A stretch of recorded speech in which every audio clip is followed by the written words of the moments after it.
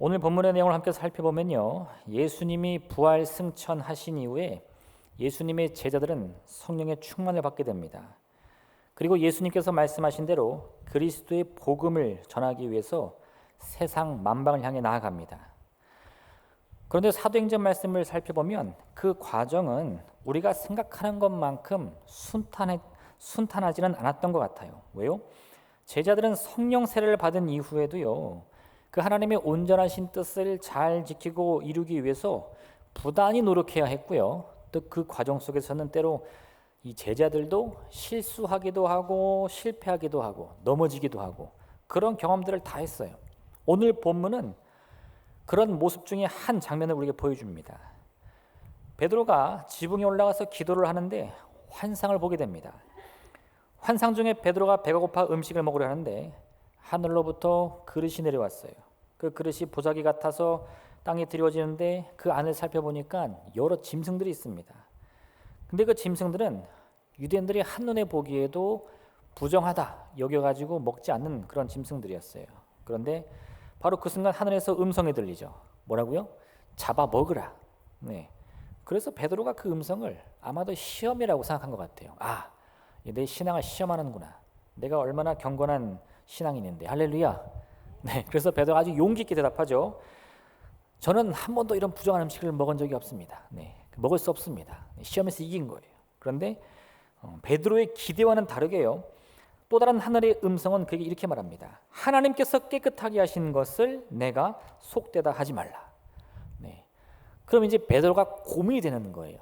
내가 생각했을 때는 이 부정한 음식을 내가 먹는지 안 먹는지 시험, 유혹하는 그런 테스트인 줄 알았는데 내가 그걸 자신 있게 안 먹는다고 하니까 하나님의 음성이 뭐라고 말씀하세요? 하나님이 깨끗하게 하신 것을 왜 네가 속되다 하느냐? 네. 그 베드로가 고민이 되는 거예요. 이게 도대체 무슨 의미일까?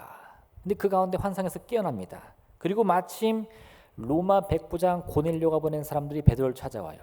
그리고는 그들이 이 고넬료에 대해 소개를 하는데 이 고넬료는 로마 사람임에도 불구하고 예수님을 그리스도로 고백한다는 거예요.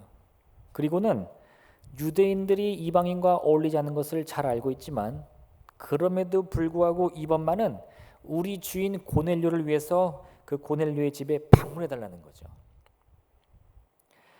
이 사건을 통해 베드로는 다시 한번 이 극적인 자기 변화를 경험합니다. 어떻게요? 베드로가 입을 열어 말하되 내가 참으로 하나님은 사람의 외모를 보지 아니하시고 각 나라 중 하나님을 경외하며 의를 행하는 사람은 다 받으시는 줄 깨달았도다. 그래서 베드로가 이 사도행전 10장의 사건을 통해서 또 하나를 배운 거예요. 예수님의 부활 승천을 받습니다. 성령의 충만도 받았어요. 근데 그럼에도 불구하고 여전히 이 베드로가 배워야 할 것들, 자신을 바꿔야 할 것들이 많이 남아있다는 거예요. 오늘 이 본문의 이야기를 통해서요, 우리도 베드로와 같은 이 변화를 체험하기 위해서 어떻게 해야 하는지 그 말씀을 함께 나누기를 원합니다. 가장 첫 번째요, 우리가 이런 변화를 체험하기 위해서는요, 견고해진 내 자리를 떠날 수 있는 용기가 필요합니다. 변화의 시작은 뭐냐? 그건 뭐니 해도 이 견고한 자기 자리를 떠나는 거예요.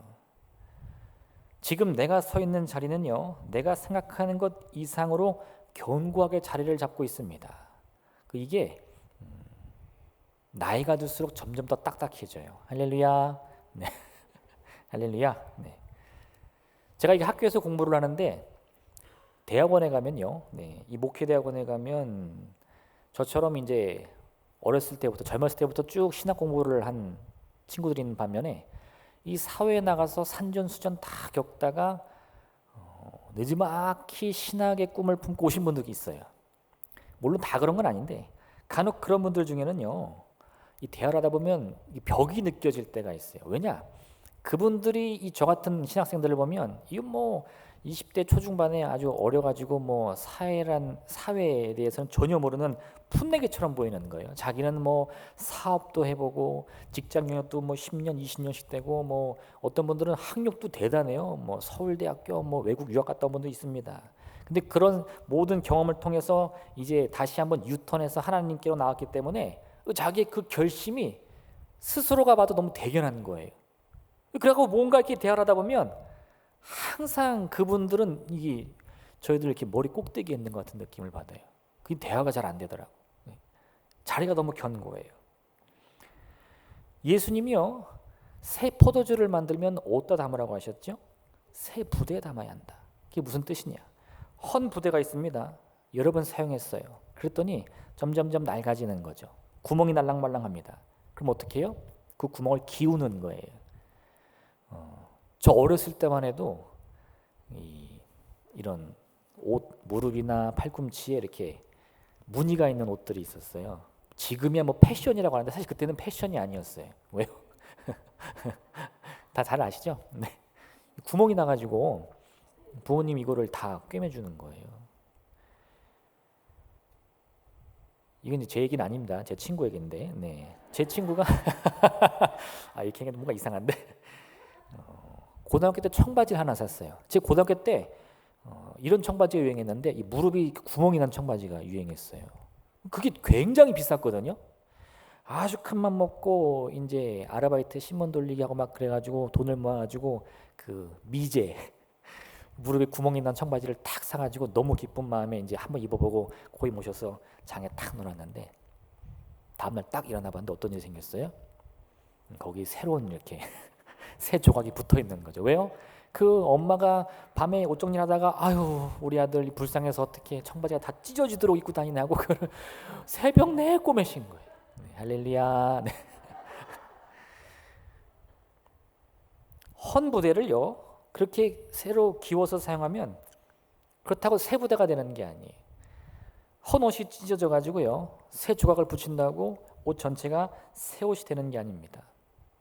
근데 우리가 하나님의 이 새 은혜를 받으려면 변화를 해야 되는데 그 변화는 새 부대가 되는 완전한 변화를 통해 얻을 수 있는데 때로 우리가 어떤 실수를 하느냐, 나의 이 기워진 이 신앙, 내 모습을 그걸 새로 기우는 거예요. 그래서 나는 변했다, 나는 새로워졌다 라고 오해하다가 새 포도주를 담으면 어떻게 돼요? 그 새 포도주의 이 팽창력을 이기지 못하고 다른 부대가 찢어져 버리는 거죠. 변화의 첫 시작은요 완전한 새로움으로부터 시작해야 됩니다. 헌옷을 기운다고 새 옷이 될 수 없는 것처럼 우리 자신의 이 조각난 믿음들, 조각난 성격들을 이 믿음이나 기도 같은 걸로 이렇게 막 조금씩 해가지고 나는 변했어라고 오해한다고 해서 내가 새 사람이 되는 게 아니에요.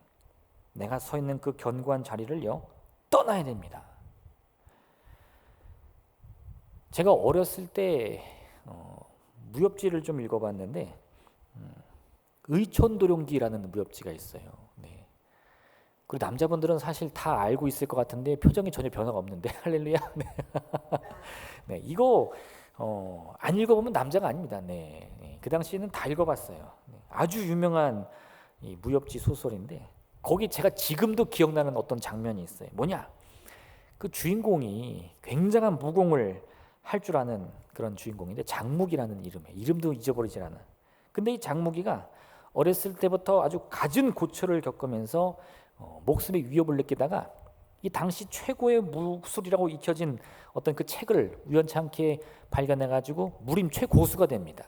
할렐루야. 갑자기 이게 무슨 소린가 한데 네, 한번 재미로 들어주세요. 근데 이 주인공이 새로운 무술을 익히게 됐어요. 네, 태극권이라는 중국 소설인데 태극권이 나온지 모르겠는데 하여튼 태극권이래.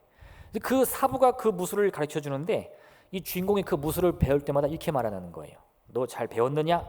네. 30%를 잊었습니다. 또 무술을 막 가르쳐 줘요. 스승이 물어보죠. 너 잘 익혔느냐? 네. 50%를 잊었습니다. 오. 그 옆에서 듣고 있던 이 주인공의 친구들이 듣기는 이 완전히 난리가 나는 거예요. 아니 제가 왜 저러지? 이 새 무술을 잘 익혀서 더 강해져야 되는데 왜 배울수록 자꾸 더 많이 잊어버리지? 근데 가만히 보니까 이 주인공은요 뭔가 이렇게 막 계속 긴장하거나 힘들어하는 것이 아니라 굉장히 즐거워 보입니다. 결국은 나중에는 스승이 말하는 거야. 네, 다 잊었습니다. 큰일 났죠? 무술을 다 잊었대요. 근데 알고 봤더니 그 말이 무슨 의미냐? 이 태극권이라는 새 무술을 익히려다 보니까 기존에 있는 이 무술의 지식을 가지고는 그 새로운 무공을 익힐 수가 없는 거예요. 섞일 수가 없어요. 그래서 절반을 잊었습니다. 다 잊었습니다. 무슨 뜻이냐? 오히려 새로운 무술을 다 배웠다는 뜻이었다는 거예요. 제가 그 장면을 읽으면서요, 그 어린 나이에도 그런 생각을 한 적이 있어요. 새 지식을 배울 때는 때로 과거를 잊는 방법이 필요하구나. 할렐루야. 굉장히 똘똘하지 않았습니까? 근데 사실 그게 성경에 있더라니까요. 왜요? 우리가 하나님의 새 복음을 배울 때는 가장 먼저 뭘 해야 된다고요? 과거에 내가 가지고 있던 내 고집들, 내 생각들, 나의 그 견고한 자리들을 내가 얼마나 빨리 잊어버리냐에 달렸다는 거예요. 이게 무슨 말입니까? 예수님을 몰랐을 때 나의 생각이 있었어요. 나의 기준이 있었습니다. 세상은 이렇게 살아가는 거야. 세상은 이게 옳은 방향이야. 라는 나만의 기준이 있고 생각이 있고 소망이 있는데 그거 가지고는 예수님의 복음을 완전히 다 담을 수가 없다는 거예요. 왜요? 마치 이것은 헌 부대를 새로 기워가지고 구멍 난 데만 이렇게 막 개워서 알록달록 만드는 그거에 지나지 않지, 땜질에 지나지 않지 우리가 새로워지는 것은 아니기 때문에 그렇습니다.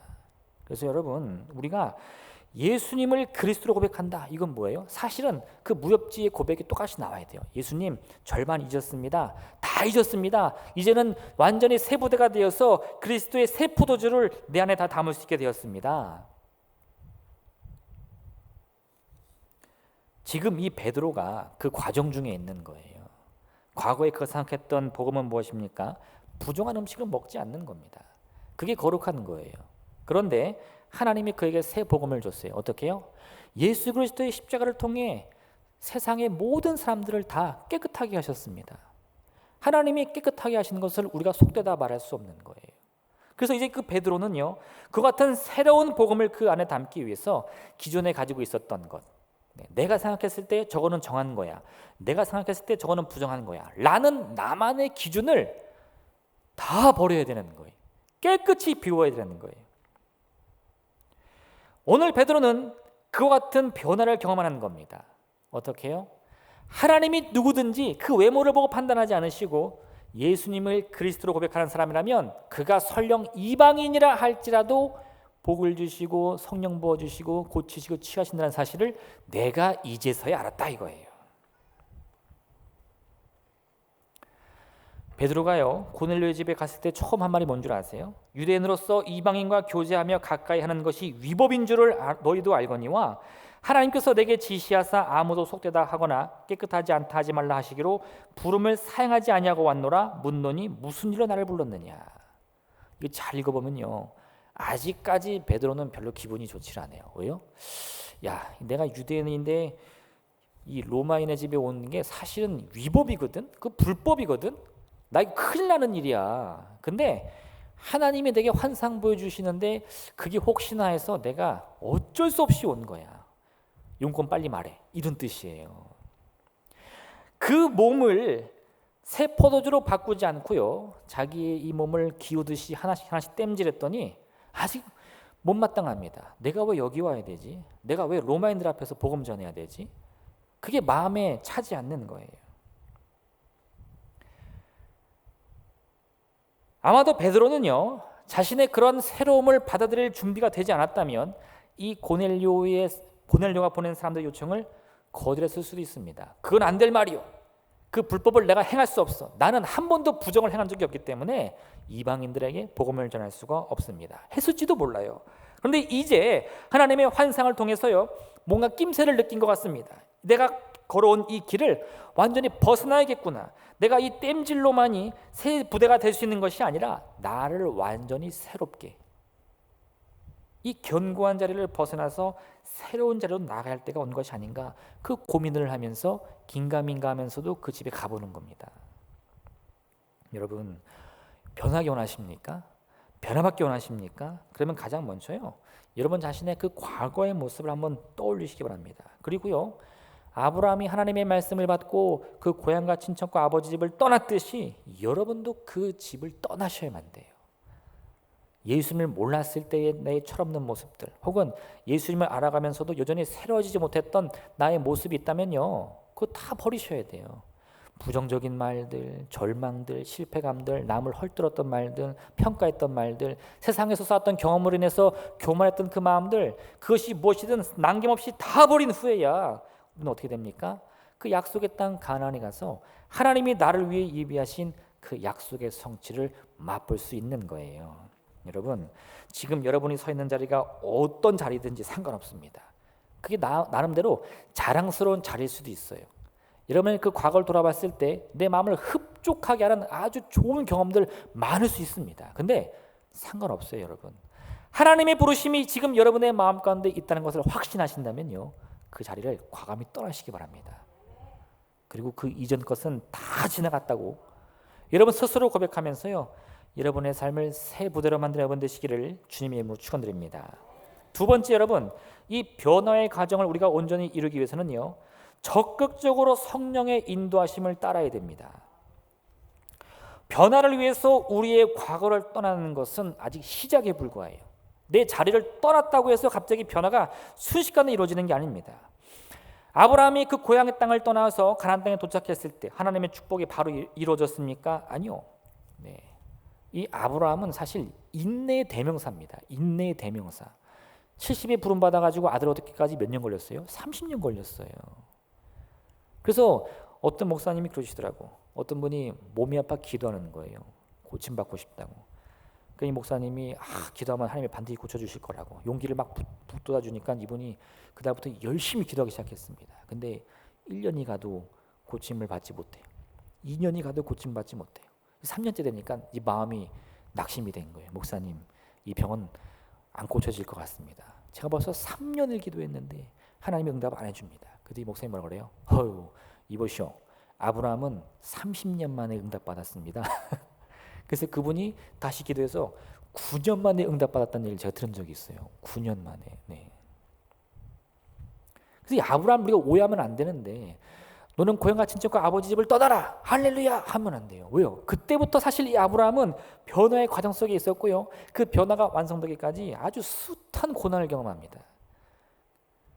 근데 그 아브라함이 그 과정을 다 겪을 수 있었던 것은 철저하게 하나님의 따르심을 순종하기 위해서 노력했기 때문인 거예요. 우리가 이제 나의 견고한 자리를 떠났어요, 변화의 과정 속에 들어갔다라고 여러분이 확신하신다면, 이제는 성령의 인도하심이 나를 이끌 수 있도록 여러분이 적극적으로 여러분을 성령께 맡기셔야 돼요.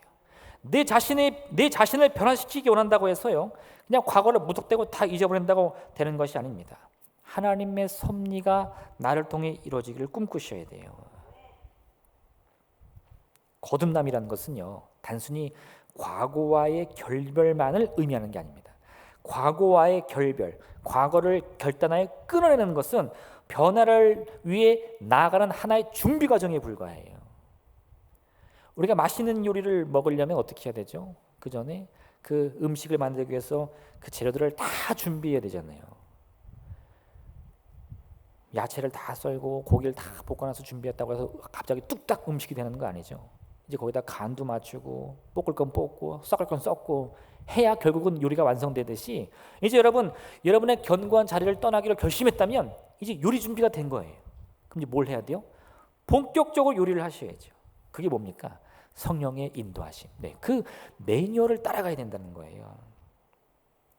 아무리 우리의 과거를 다 잊었다 하더라도요, 내가 어디로 가야 할지, 어느 방향으로 나가야 할지 그 꿈이 없다면 아무 소용이 없습니다.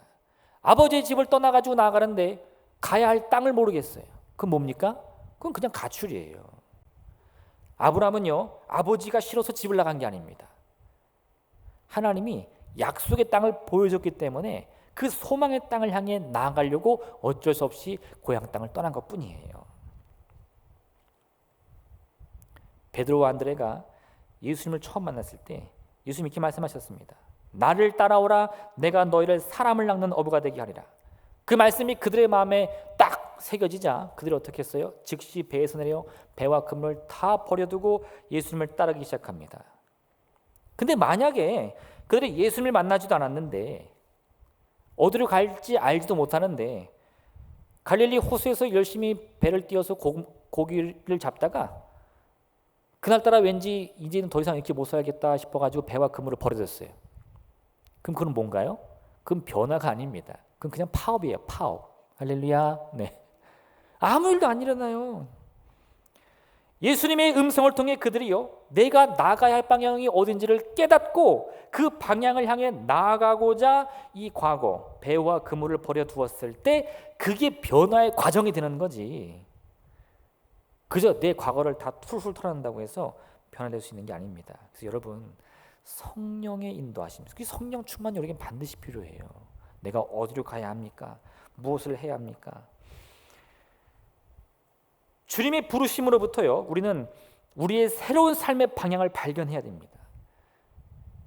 그리고 그 새로운 꿈, 새로운 소망을 향해 나아가기 위해서 우리의 과거를 끊어내야 돼요. 베드로가요, 자신을 변화시켜야겠다고 결심한 이유는 다른 게 아니에요. 예수님이 그에게 새로운 방향을 제시해 주셨어요. 어떻게? 이제는 앞으로 사람 낚는 어부가 되게 하겠다. 그 꿈을 향해 달려나가면서요, 이 베드로도 많은 실수 저지르죠. 많은 욕심을 부리다가 혼이 나기도 하고요. 또 어리석게 예수님의 말씀을 오해해서 그 앞을 가로막다가 사탄아 내 뒤로 물러가라, 이런 꾸중을 듣기도 했어요. 그런데 그럼에도 불구하고 이 베드로가 넘어지고 쓰러지고 실수해도 계속해서 끊임없이 앞으로 나갈 수 있었던 것은 내가 지금 어디로 나가야 할지에 대한 분명한 목표가 있었기 때문인 거예요. 넘어졌지만요, 다시 일어서면 돼요. 왜요? 나의 목표는 아직 저 앞에 있거든요.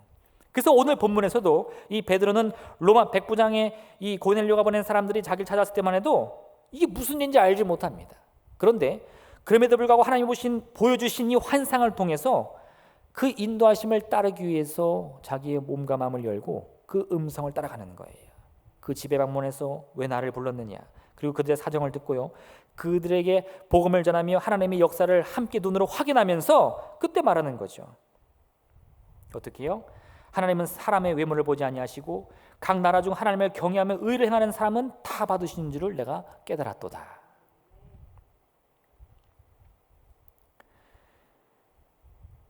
우리가요, 이러한 변화를 얻기 위해서는 가장 먼저 내 견고한 자리, 그 고정관념과 싸워서 승리해야 됩니다. 그리고 그 다음에는 어떻게 되느냐? 우리의 새로운 방향을 성령의 이끄심에 따라 순종하며 나갈 수 있어야 돼요. 사도 바울의 변화의 과정을 한번 살펴보시기 바랍니다. 처음에 환상 가운데 그가 예수님을 만났어요. 자기가 핍박하는 것이 결국은 주 예수 그리스도임을 깨닫고 그가 회개합니다. 근데 그게 끝이 아니었어요. 그는 갑자기 눈이 멀어가지고요, 앞을 보지 못합니다. 그리고는 사흘 동안 음식도 먹지 못하고 물도 마시지 못해요. 하나님의 부르심을 받은 아나니아가 자신을 찾아와서 자기에게 기도를 해줄 때까지 아무것도 할 수가 없었어요. 그리고 아나니아의 기도를 통해서 눈을 다시 떴지만요, 아직 해결된 게 아무것도 없습니다. 왜요? 이제 유대인들은 바울을 만날 때마다 그는 배신자다, 죽이려고 합니다.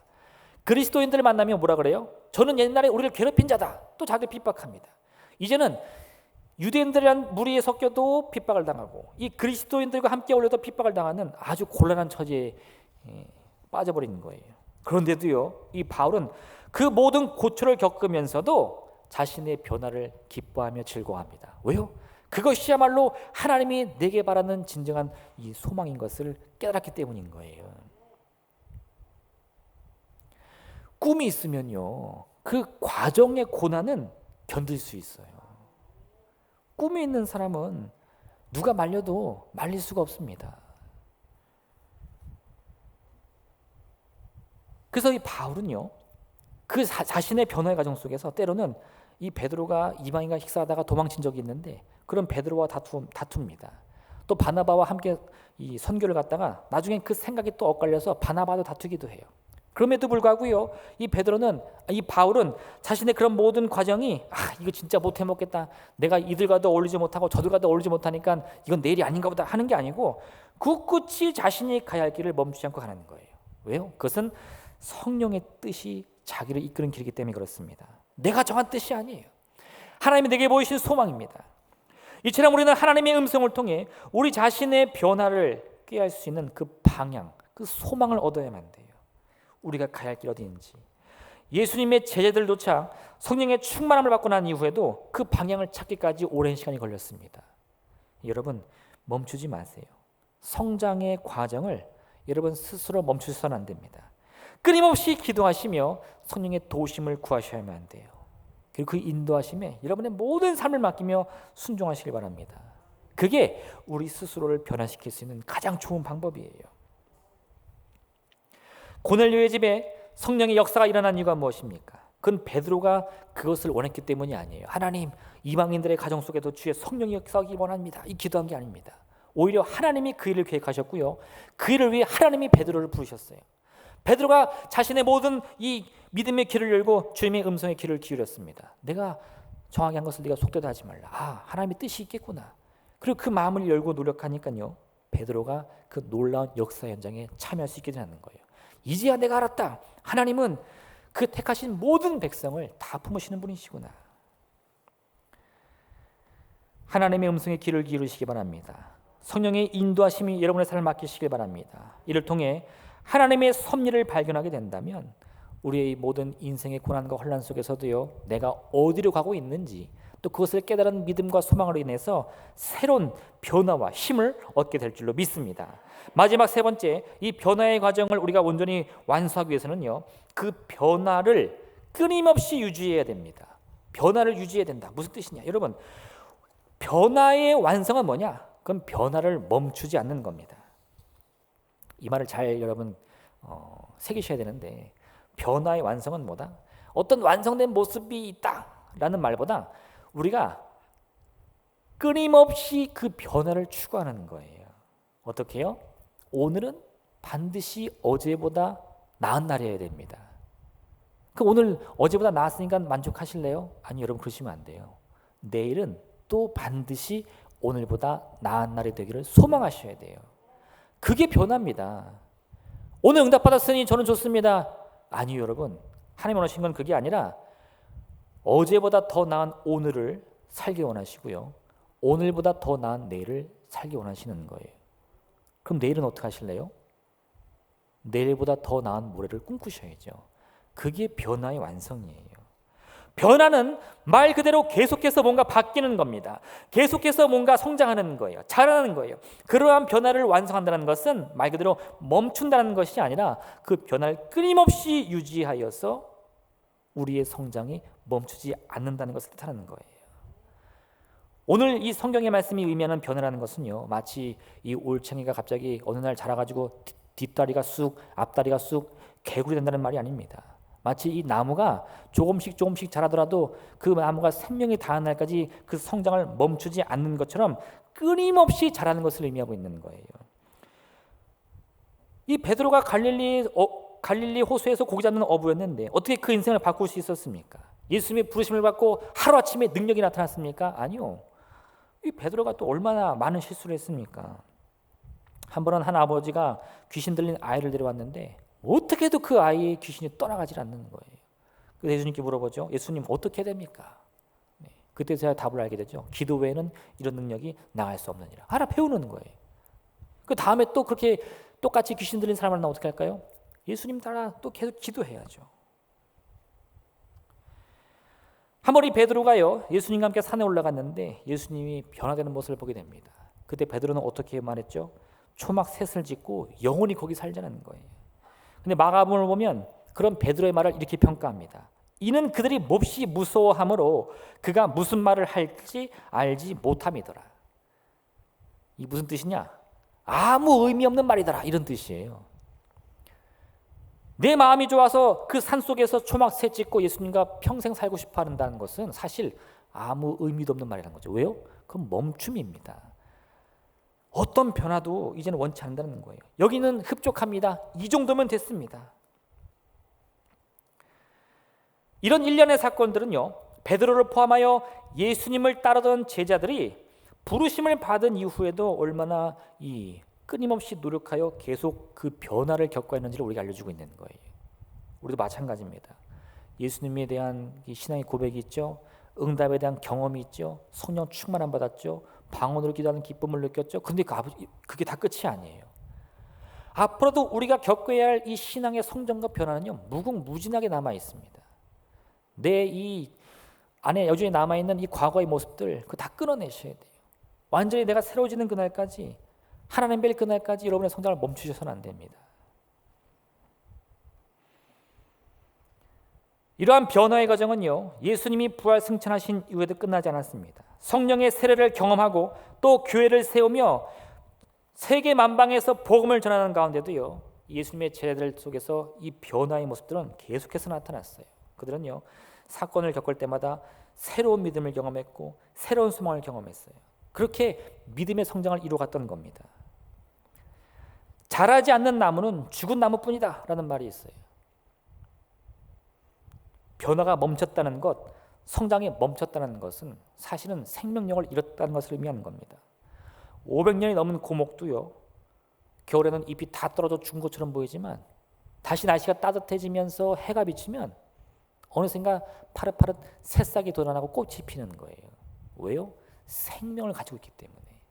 그게 우리가 추구해야 할 진정한 변화인 줄 믿으시길 바랍니다. 겉으로 보기에는 아무리 멀쩡해 보아도요, 생명력을 잃어버린 나무는 아무것도 할 수 없습니다. 날씨가 바뀌고 따뜻한 햇빛이 비쳐도요, 나뭇잎도 나지 않고 꽃도 피울 수 없어요. 더 이상 자라지 않습니다. 그러므로 우리가 하나님의 이 넘치는 생명력을 얻고 있는 포도나무에 가지는 것을 믿으신다면요, 여러분은 지금도 끊임없이 그 풍성한 열매를 맺기 위해서 노력하셔야 돼요. 예수님을 알기 전에 가지고 있던 여러분의 생각을 버리시기 바랍니다. 세상의 지식과 그 지혜의 기준들을 버리셔야 돼요. 그 중에 한 가지 예를 들면 이런 건데, 이전에 우리가 가지고 있었던 이 기준의 핵심은 뭐냐? 거긴 내가 들어가 있어요. 왜 우리가 지난날 열심히 공부하며 또 열심히 일하며 땀 흘려 노력했죠? 내가 잘 먹고 잘 살라고. 할렐루야.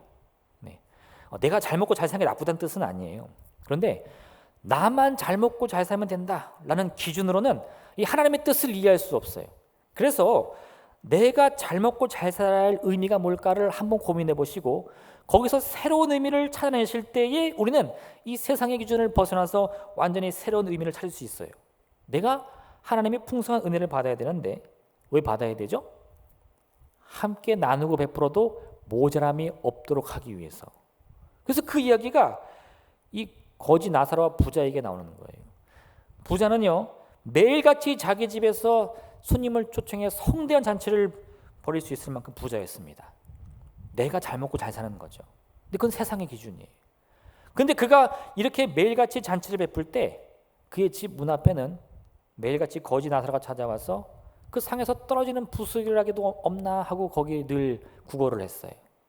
이 부자는 그 나사로에게 눈길조차 주지 않습니다. 왜 그러느냐? 세상의 기준으로 따지면 내가 노력하여 이 피땀 흘려 얻은 돈, 내 돈 내산, 그죠? 요즘 그런 말 쓰더라고요. 내가 돈 내고 내가 산 거야. 그럼 남 안 나눠준단 말이에요.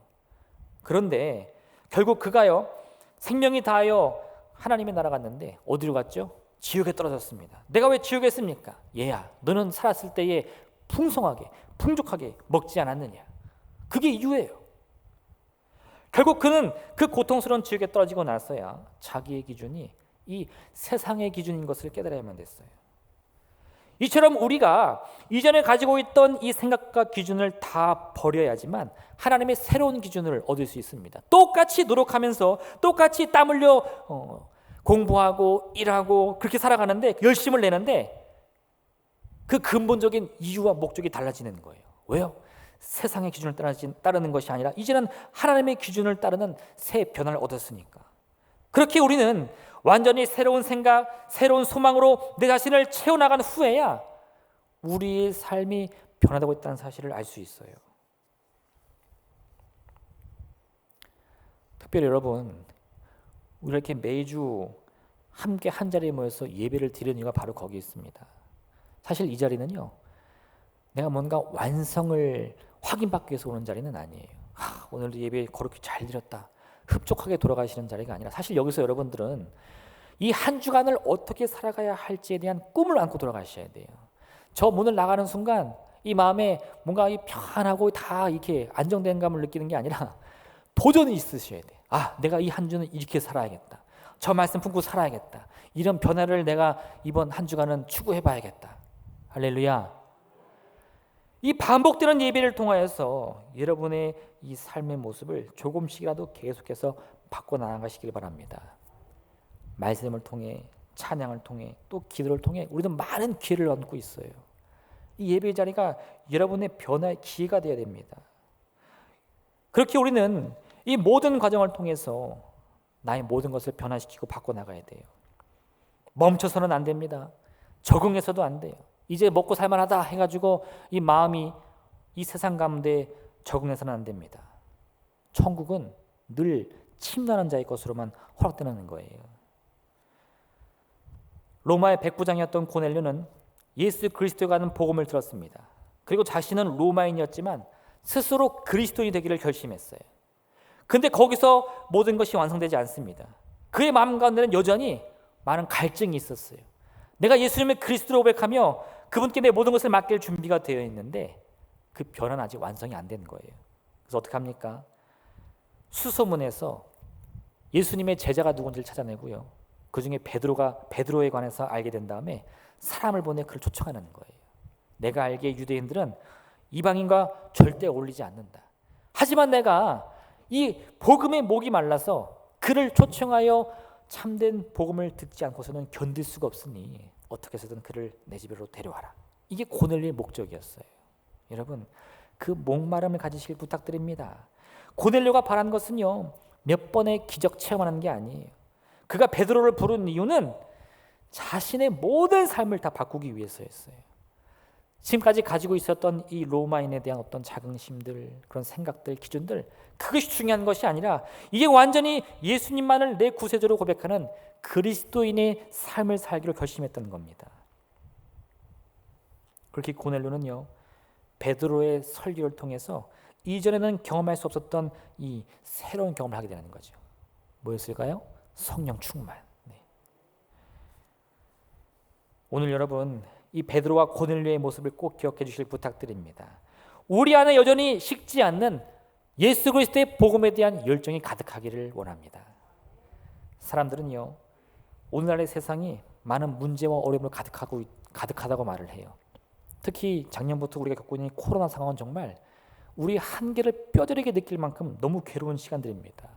근데 여러분, 그것만 집중하다 보면요, 내가 어디로 나가야 되는지 그 방향을 잃어버리고 말아요. 하나님이 나를 왜 부르셨지? 내가 왜 배와 그물을 버려두었지?